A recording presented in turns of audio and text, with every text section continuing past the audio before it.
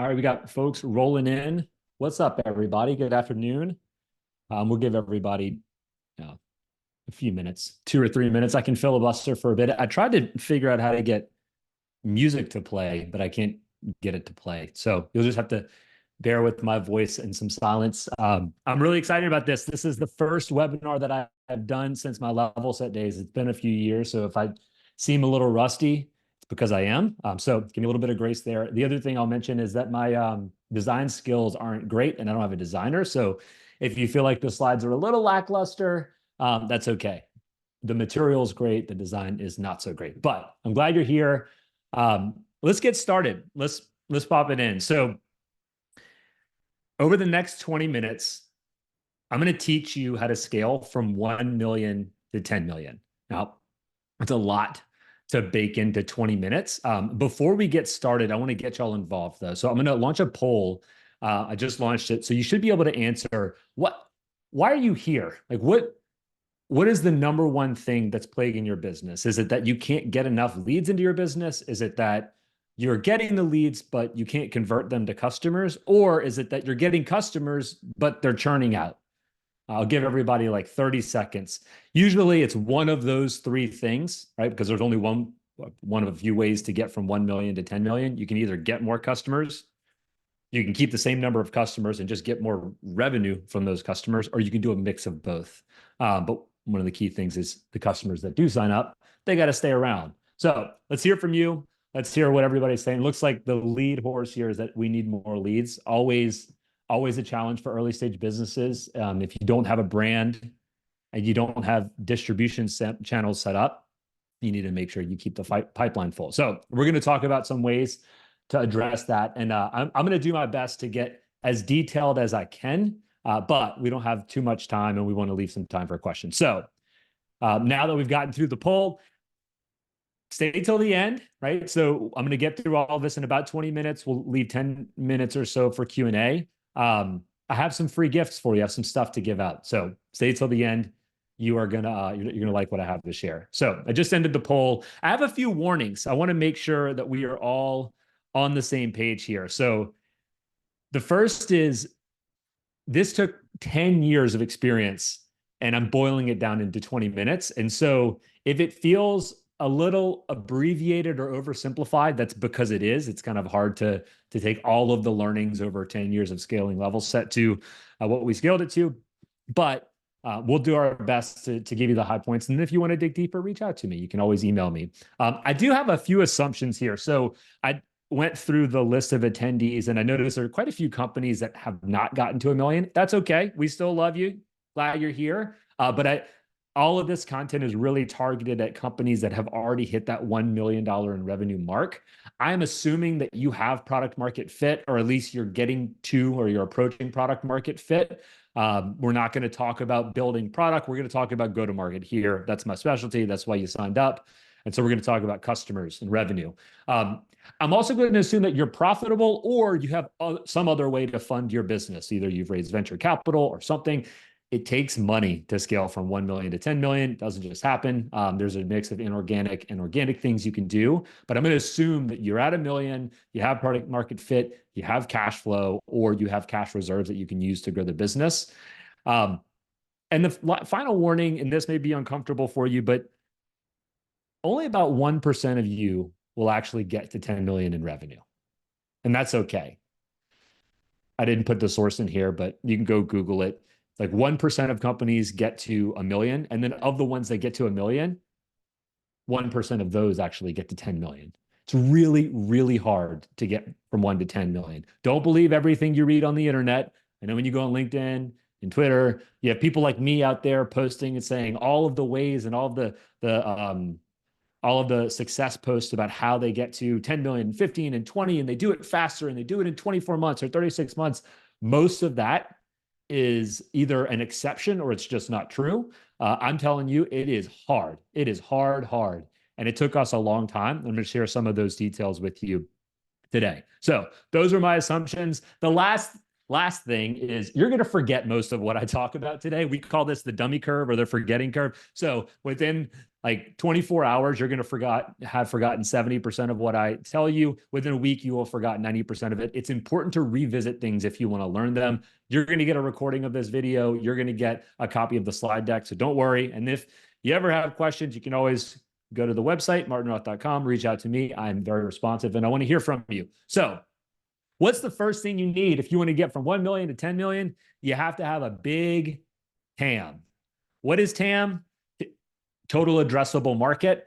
You have to have a big market that you're selling into. And so the reason why TAM is so important is that on the path from 1 million to 10 million, you have to turn over so many rocks to find the right customers. And within the TAM, you have the SAM and then the SUM. So the serviceable available market. So that could be if you're selling into construction, like what we sold to, you have all of the companies that are in construction, big companies, and even small restoration companies, right? So everywhere in between, that's the whole addressable market.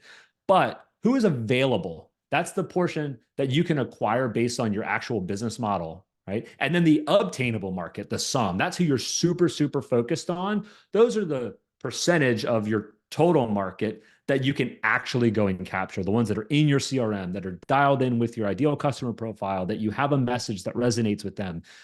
It's really important if you have ambitions to go build a business to 10 million or 50 million or 100 million in revenue, you have to make sure that the market can sustain that size of a business. To put it in a different perspective, if you have a product that you're selling into a market where there are only 2,000 available customers and you've already got 500 of them, you've got 25% of the market. If you're at 500 customers and $1 million in revenue and there's only 2,000 customers in the market, you're not going to get 10 million unless you can find some other way to get revenue per customer up, right? It's just a math equation. So got to have a big TAM if you're going to get to 10 million. One free resource that I like to send or share with folks when I talk with early stage founders is this is an article. It's from 2014. It's from Christoph Jans. He's a German venture capitalist, and he's with Redpoint or Point Nine Ventures. That's what it is. But it's a wonderful article that just talks about the 5 different ways you can build a SaaS business. You can go get a bunch of mice, which is like, Spotify, where it's $100 a year per customer, or you can go get a bunch of whales, which would be like any type of vertical SaaS or major SaaS business that sells million or $2 million or $5 million contracts. I think of like defense contractors as examples of those. When you go get, there's only maybe 100 prospective customers in the world, but you can charge each customer $10 or $15 million a year, right? That's a different way to build. And then there's everything in between. Be deliberate about which one you're trying to build and how you're going to go get to the market, right? Because the size of the customer is going to dictate how you build your go-to-market plan and how you're going to go execute the sales to go get those customers. I want to tell a quick story. I actually posted this on LinkedIn this morning. This is a picture of me. That was actually my 23rd birthday, February 21st, 2013. I had been at LevelSet for less than 30 days at this point, and I'm like beating up the phones trying to sell people lean preliminary notices and all of the stuff that LevelSet did. I didn't know anything about what was going to come over the next 10 years. But here's what happened. So it took like 12 months for us to get to $1 million in revenue. And we did that by focusing on the biggest customers that we could possibly go after, which I don't recommend doing that. We went and got a bunch of customers, and then we had to figure out how to service them. That's a whole different challenge. But it took like 12 months to get to $1 million. Pretty fast success. Then it took another 6 years to get to $10 million. What happened in those 6 years? That's a long time climbing Mount Revenue to try to get from 1 million to 10 million. So what happened, right? Why didn't we grow faster? Well, I'm going to tell you. These are the reasons why we didn't grow faster. So the first thing is we didn't understand who our ICP or ideal customer profile was. We were going up market, we were going down market, we had transactional products. We didn't know who the buyer was. We were just going roughshod across the market trying to figure out who we could sell to. And that's problematic because you're not really focused on any one part of the market. It's hard to go super fast and scale revenue. So we didn't understand our ICP. We didn't have the right sales team. We had very young, early reps who didn't have sales experience. We had some experienced reps going after enterprise customers. We didn't have strong sales leadership until much later in the business. Until it took us a few years to figure out what the category of rep that did well selling to our market and finding the right leadership that could coach them and scale the team. So it took a while to get the sales team in place. When we did hire, we didn't know how to onboard. It took too long to ramp up. The ones that did ramp up, they weren't hitting their number. And, whenever we did have successful reps, we couldn't repeat it. We didn't understand what made reps successful. And so we didn't have the hiring profile right. We didn't understand how to onboard. We didn't know how to enable existing reps. And so that was a big challenge for us. We didn't have a playbook, a sales playbook. We were running off gut. We were using, in pipeline meetings, we were not very disciplined in how we approached our pipeline and forecasting. And so when you have a lack of discipline, you have a lack of accountability, you have unpredictable results. We didn't speak our customers' language at the time. I hate to admit this, but we were kind of condescending toward customers. We felt like we knew more than them. And we had to change that culture on the sales team, really get on the same side of the table with our customers and understand their day-to-day and what's important to them.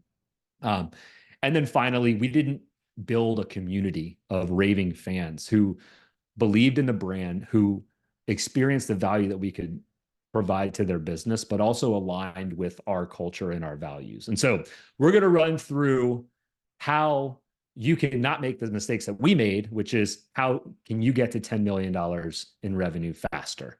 And I'm going to try to do this as succinctly as possible because it's a lot to pack into a short amount of time, but it's really 6 steps. So the first thing is you got to dial in your ICP, right? So I don't mean like, oh, we sell to construction companies. I mean, we sell to mechanical contractors in Florida that have $50 million in revenue, right? And focus on public works. I mean, how dialed in can you get it? It's going to feel like, oh, I don't want to be too niche. That's okay. You can always expand. This is about accelerating to get more and more and more revenue from a specific type of customer. I recommend going city by city if you can. Who you target drives the success, especially if you're going outbound. But even if you're building an inbound motion where you're writing content that speaks to a customer that pulls them in, or maybe you're using a newsletter to drive more eyeballs to your website, be specific.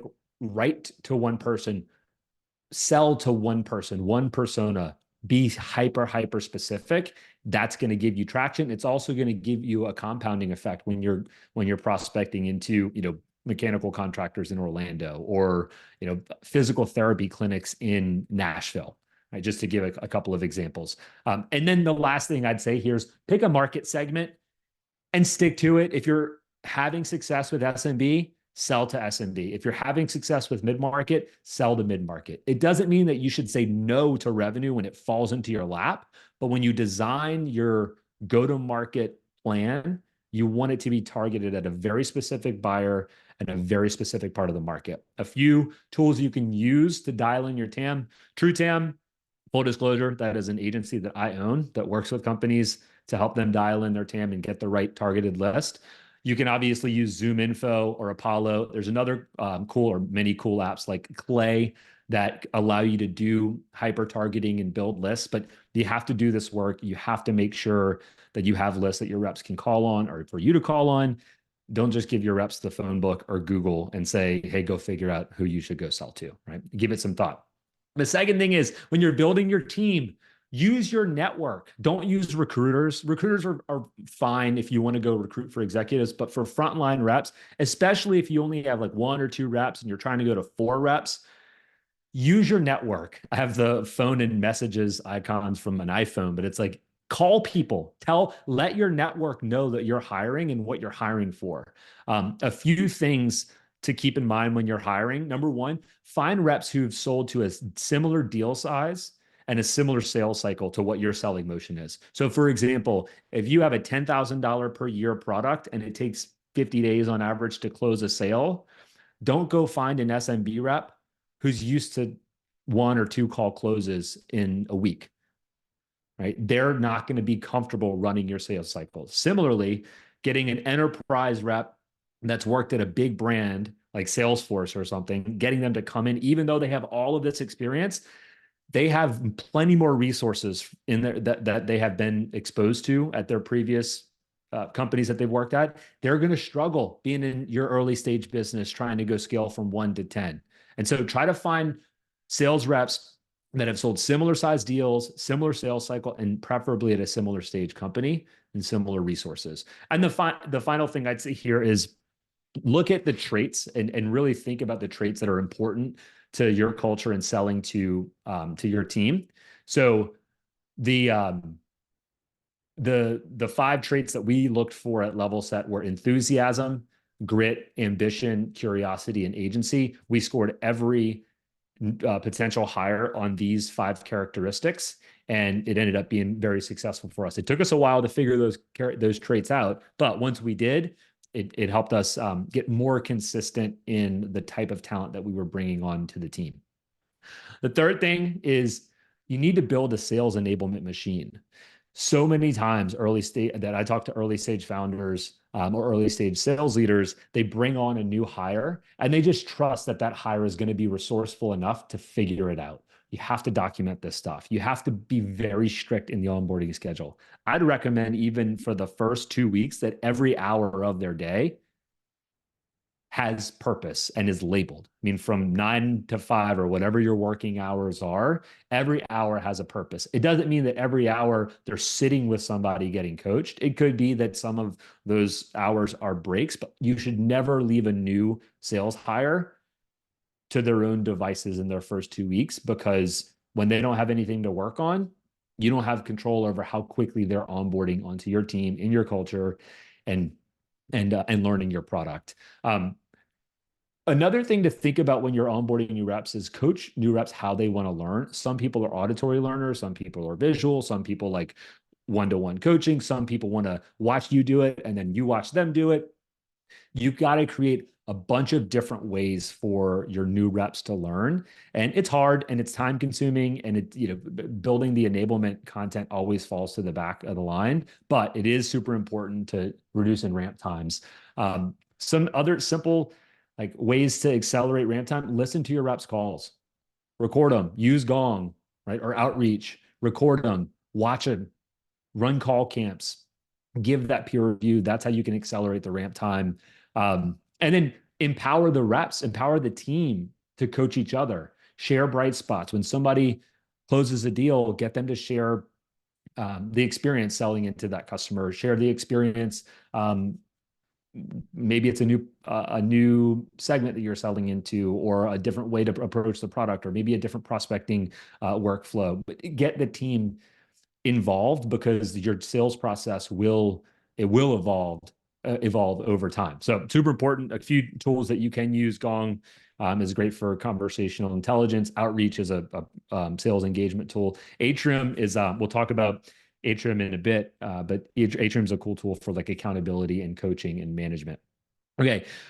So now that you've got the team, you've onboarded them, you need a sales playbook. We didn't have a tight sales playbook until like 2018. And I'm embarrassed to say that, but really when you look at the revenue for Level Set, the inflection point was after 2018. That was when we got disciplined. And so there's this easy equation to understand: consistent effort, consistent process, targeted leads. That's how you get predictable results, right? Similar characteristic of sales rep, running the same process on high quality leads, lots of enthusiasm, same amount of effort, you're going to get predictable results. That's obviously a panacea or like utopia. It doesn't really exist, but that's what we aspire to as founders and sales leaders. The playbook we used, I call it the 4 keys to unlock a deal. Remember that for later in this webinar. But there's 4 things that you need to close every deal. This is the exact playbook we use to close like $30 million in sales. You need a champion. Somebody's going to advocate for buying your product. You need a clear next step on their calendar, on your calendar. You need a closing plan or a mutual action plan or a joint execution plan, but you need to communicate with your champion how you're going to get from today's conversation to executing an agreement and moving forward with the partnership. And then finally, you need a compelling event. You need something that has an economic value tied to it that's going to drive the customer's organization to make a decision. There are many ways to find a sales playbook. Chris Orlob and P Club IO are doing a wonderful job putting content out. There's Winning by Design. I've had experience working directly with them to build playbooks. There's Sandler. I'm sure some of you have been through Sandler training. It kind of doesn't matter. I like to joke, and I don't mean to be sacrilegious, but I like to joke about playbooks. You just have to pick one and go to church, right? It's like religion. Pick a methodology and go to church over and over again. You have to get your team aligned to a playbook, and you have to really be disciplined and make sure everybody runs it on every single deal. Two more things to think about as you scale from 1 to 10. You have to become the resource for your champion, right? So many companies want inbound leads, so they want to do content. Don't do content. That's not how it works. You have to become the resource for your buyer. Be the place where your champion goes to get better at their job. Think about all the things that your product does or what your service does for your customer. Document it. Become the library of all of the things and tools and assets that are free for your customer to go and get better at their job. We had this a value on the Level Set sales team: help first, sell second. And if you lead with that mantra in every interaction with customers, you're going to do very, very well, and you'll accelerate quickly. Help first, sell second. And then finally, build a community of raving fans. So this is all about putting your power users and your customers, put them on a pedestal, celebrate them, make them a bright spot, get good at finding customers doing the right thing and celebrate those instances. So when you're putting your customer on the pedestal, you're bringing it into your business and you're talking about it in the sales team and the customer success team and the product team, you're bringing that language into your business. You're going to see the language in your team, and you're going to see the product get closer to what the customer actually wants and how they feel and how they function. And so I'm not trying to be too academic or like general about this, but it's this idea that you, as a company culture and in all of your sales execution, need to be aligned with building a community of raving fans so that you can manufacture referrals and manufacture case studies. And you can amplify this by creating in-person events or pulling customers into webinars, but give the customer a voice inside your business and outside your business. I just put a screenshot. We use Trustpilot to record all of our like 5-star reviews. We had over 35, it's like 3,700 5-star reviews, crazy amount of 5-star reviews. And these are real. You can go to Trustpilot and read all of them. We got really good at world-class at just celebrating customers and pulling them in and letting them share their experience with us and amplifying it. And if you do that, it just spins the flywheel faster and faster and faster, right? So that's it. Those are the 6 things. Once we hit 10 million, okay, then what happened? It actually accelerated. We went from 10 to 20 in like 18 months. Just we're ripping, right? 2020 and 21, we were closing so many customers because we were speaking their language. We had the right sales team. We had the right message. We were delivering a ton of value to customers. That's when it accelerates. And you could do it faster if you avoid the mistakes we made, put those 6 things in place and implement them into your business. So like I promised, I have some gifts for you. So few free. One of them is I'm going to give away 5 free copies of Founding Sales. If you haven't read this book or if you haven't even heard of it, it's a friend of mine, Pete Kazanji. He's the founder of Atrium HQ. Go check out Atrium. Go check out Founding Sales. Founding Sales is the best book for founders and executive sales leaders who are trying to scale their business from 1 to 10. I've given this book more than any other book to founders. It's excellent. I'm giving 5 away. If you want one of those 5 copies, go to martinroth.com/4keys. I'm giving away the free sales playbook, the 4 keys to unlock a deal. This is the playbook that we use to scale our business up. Go to martinroth.com/4keys and I'll send it to you. And I'm going to pick 5 of y'all to send Founding Sales to. So that's number 1. Number 2, I'm launching a course. It's called Clockwork Prospecting. This is exactly what I used to go get the first $1 million in revenue. Took about 12, 15 months. It's been a while. I can't remember exactly how long it took, but this was the playbook that we used to go after our biggest targets, the biggest companies we could sell to. And after 6, 8 months, we were getting meeting after meeting after meeting. And I want to show you how to do it. You go to martinroth.com/clockwork right there. And then finally, if you want to work together, I have 4 spots open to do one-on-one coaching. It'll kick off the first week of April. If you're interested and want to learn more, go to martinroth.com/revup, and we can talk about working together, building your go-to-market execution plan, and me coaching you one-on-one. So go there and check it out. And that's it. Let's go to the questions. I'm into the Q&A here. I don't have the time to like type and talk, but if you have any questions, post in the Q&A. You can also go into the webinar chat and post. Let me see here. Do I include job titles in ICP? Yeah, sure. I mean, so ICP is ideal customer profile. I think as specific as you can get, you want to get specific. So if that means job titles, absolutely. That becomes super important when you're building your target list, right? So knowing the job title or the batch of job titles that your champion or buyer persona might have, you want to have the entire list of those, because when you're building your target list, you want to cross-reference with LinkedIn or wherever you're validating that that person actually works at that company. You definitely want to have the ideal customer profile outlined. Let's see. What's the benefit? This is a good question. What's the benefit of hyper-specific go-to-market? Like, why mechanical engineers in Florida with 25 to 50 employees? The reason is because if you're going, in 2 instances, if you're writing content and building resources to attract your buyer, what's true for a specific persona in a specific geography may not be true. What's true in Florida may not be true in California, to give an example.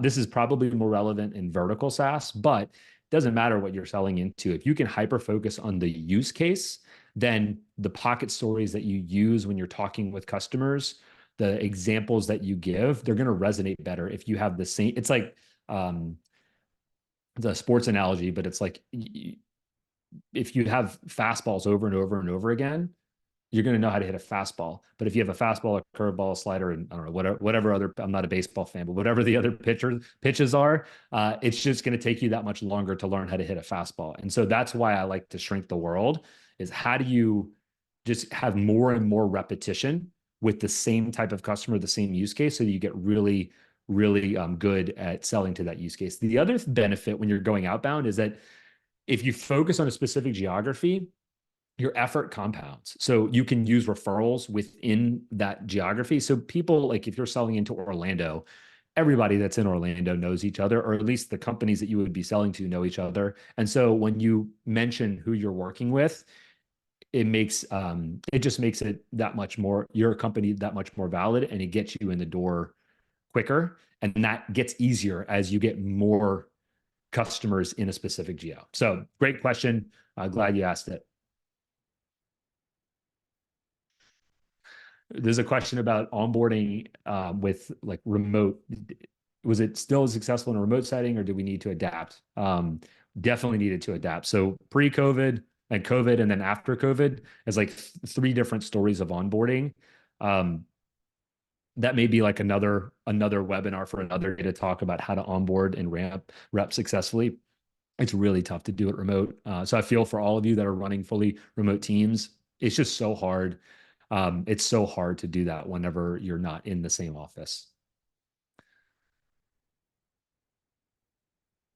Oh, let's see. Do you let your prospective reps know the 5 evaluation criteria in advance? I think that's a good question. This is from Chuck. Thank you, Chuck. I like showing people the answers to the test. So whenever you're interviewing, I like to put a 1-page together. Well, not to every single interview, but once they get far enough along that you're really considering that candidate as a hire, give them the answers to the test. Say, hey, here's what we're hiring for. Here's what is important to us. Here's how to be successful. Here's how to ace the interview. Give them a leg up, because salespeople are going to, especially if they're good at selling themselves, they're going to go Google all this stuff anyway. At least let them cater to what it is that you want. And then it's on you to be able to to sniff out who is being authentic and who is not being authentic. It's especially true whenever you're doing like mock demos and stuff like that. You want to give the candidate the answer to the test. But I like being public and transparent about what's important, and put the onus on you to be really, be the Sherlock Holmes to figure out if they're real or not. James asks, can I expand on compelling event? Any creative ideas that you can share? Yes. My favorite compelling event, and this is an unpopular or like hot take, I like giving discounts. For all the people who disagree with me are going to say, well, discounts, degrade your brand and whatever that argument is, it's just not true. Go look at some of the best sales organizations in the world, people like Salesforce or, any of the top, what is it, like Slack, Frank Slootman, what's his Snowflake, like all of those companies, discounts are baked into how they execute their sales playbook. The problem is people give discounts too early. And so the challenge most salespeople have, the challenge that most sales teams have when executing discounts is that they try to use the discount to get the customer to say yes. That's not how it works. The way that it works is that once you have a champion, and that champion has already decided that they want to recommend that their company buy your product, the discount helps them or helps you get control over the timing of that decision. So when I say compelling events happen once you have a closing plan. The prospective customer said, yes, we're going to move forward. We just need to get through, legal and this step and that step. And then you can tie an economic benefit to a specific date and use that to drive the deal to a certain close, whether it's yes or no. The whole point is like driving to a decision. Because the worst thing that can happen is you have a deal. How many of you in your pipeline right now have deals that are just sitting there that you don't even know if they're going to close because you haven't talked to the person in 2 or 3 weeks? Like, you have to get an answer, yes or no, because we want to know whether or not the person wants to work with you, right? So that's when I say compelling events. I mean specifically, I'm going to give you $1,000 off your annual subscription if you sign up by March 29th that we agreed. The other thing I would say with closing plans is set a closing call. Most reps don't do this. Like, you can change the complexion of your pipeline if you literally just went to all of your late stage deals and said, hey, it looks like this is going to be a great partnership. We want to make sure that we get our agreement signed. Can I set a call for March 29th for us to execute our agreement? Here's the line. I don't know how to turn those automations off. This is the line that I use anytime I'm asking for scheduling a closing call so that we can align our resources with your intention to move forward. I want to schedule a call for us to execute our agreement and then schedule the onboarding. How does that sound?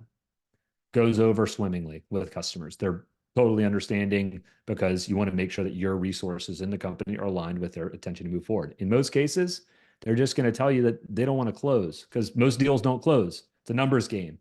But at least they're telling you instead of ghosting you forever and never answering the phone. I'm going to pick 2 more questions out because we're at 1:33. We're a little bit over time.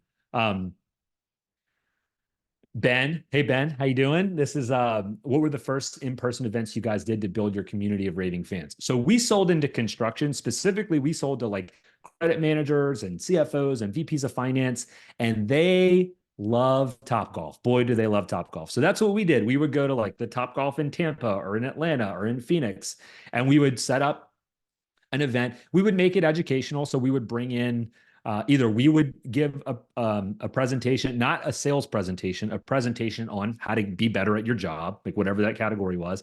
Maybe we would bring in a partner, like a channel partner who would co-host the event with us. And also bring some of their clients or prospective clients. But we just use Topgolf. It doesn't have to be that. It could be breakfast. It could be yoga. I don't know. It depends on what your product is and what your customer cares about. But go to where your customer spends their time on the weekend or where they would spend their time on the weekend if it was free. So that's, I love in-person events. You can't, it's expensive, right? So you can't do a ton of them, but you definitely could push yourself to do one in-person event once a quarter outside of conferences, right? You already have the conferences that you're doing, one in-person event every quarter, and it'll bring people together. It just works. Like people love being with people in real life. It just works. Um, let's see here. I'm gonna pick one more out at random.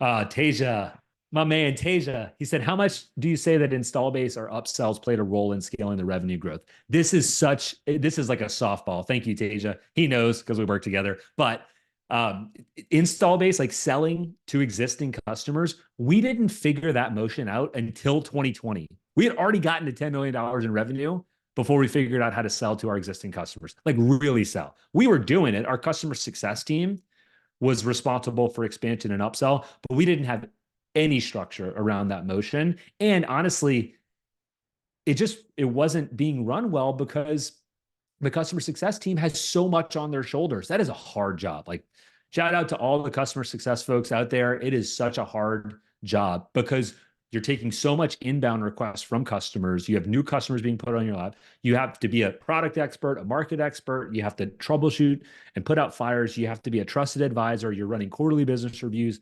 Oh, by the way, you also have to get referrals and you have to ask for case studies. It's like so much is on the customer success rep, and then they've got to go ask the customer for more money.